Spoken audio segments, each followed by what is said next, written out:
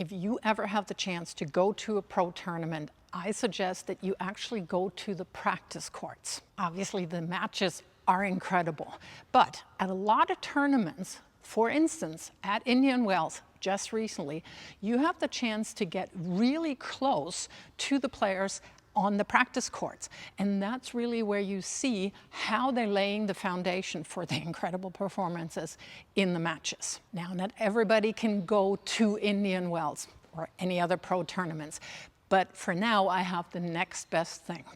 If you check out Coach Zoe Jeffrey's channel after this video, she's got some incredible footage from Indian Wells, and you will see the players right next to the baseline and from behind the court. And in this video, I'll share 4 things with you that anyone, regardless of level, can follow that will immediately make your practices better and therefore your matches as well. A lot of these tips have to do with the attitude and mindset of pros. And the first tip, that thing I may or may not have been guilty when I played as well. Obviously, when you're getting ready for a tournament, you want to get into that tournament feeling good. And so what a lot of players tend to do leading up to the tournaments, they're only working on things that they're already very good at because they're confident about them. They shy away from things that they may need to improve on that would, in the long term, make them better players. And that's a good example of having fixed mindset, that you're shying away from things that you need to improve on because it could affect your confidence level. Having growth mindset, on the flip side, is when you recognize that you have room to improve and you are working on those things, even when it's a little closer to the tournament. These things will make you better in the long run. It's not about just the now. It's about developing as a player. It's also about realizing that your performance in practice has absolutely zero predictive value of how your match is going to go, especially if you keep in mind that you're working on something that you're not quite as good as yet. And as a great example for having that growth mindset, let's check out Emma Navarro. Emma Navarro has said that if she wants to go the next step in her career, she has to be more comfortable coming in because she creates so many good opportunities to do so. But it's not necessarily something that she is doing quite naturally yet. So you see her here, right at Indian Wells, working on approach shots, coming in behind them. Next tip, be open to feedback and let the coach help you. When we give you a tip, it's literally just there to help you and make you a better tennis player. It's not a personal attack.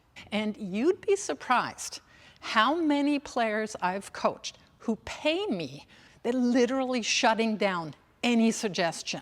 So let's look at Emma Navarro again and see how this little coaching situation plays out. So I'm thinking they're still in the same drill. Coach feeds a ball, Emma wants to attack it, misses this one.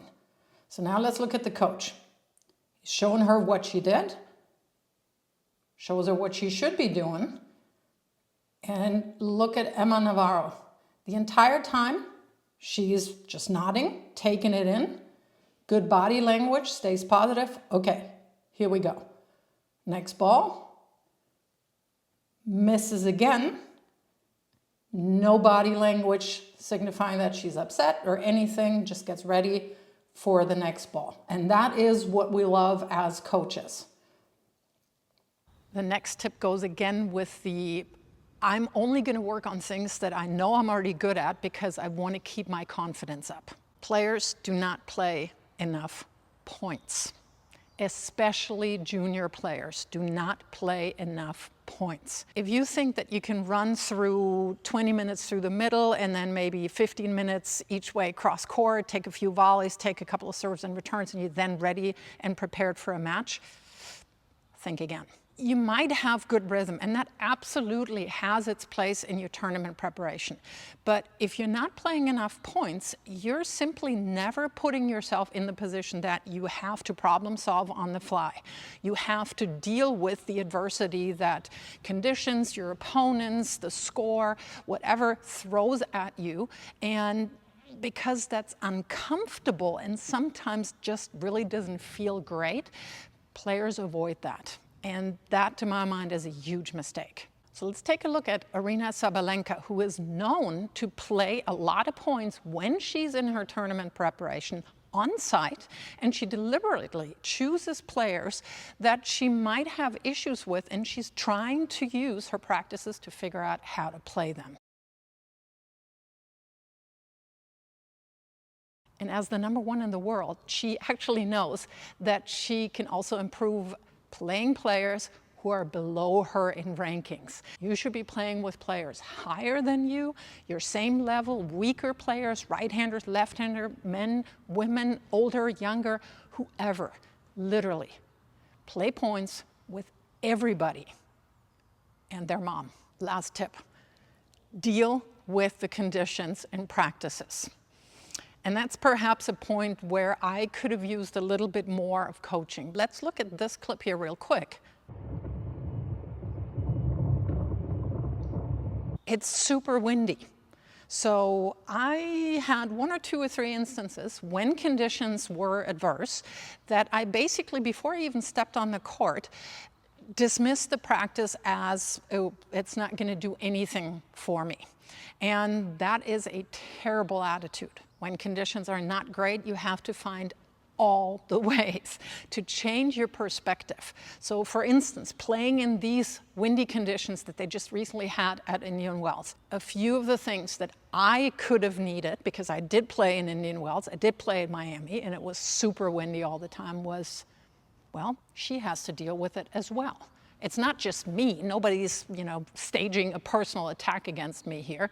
Number 2, I'm a super crafty player. I got all the skills, continental skills. I can come in, I can stay back, I can moonball, I can slap the ball. I can do it all, basically. I can adjust really, really well on the fly. This is only practice. If I can figure out how to play in this in practice, I'm better prepared for matches because I know that I will have to play in matches in conditions like this. And lastly, I know that it's going to be ugly. It's not going to be a feel-good match. And I have to realize that I'm not out here to win style points. I want to win, and I'm ready to do whatever it takes to win this match. So after shanking the 50th ball, because the wind pushed it around and I couldn't adjust to it, instead of being really, really upset, I should have done this.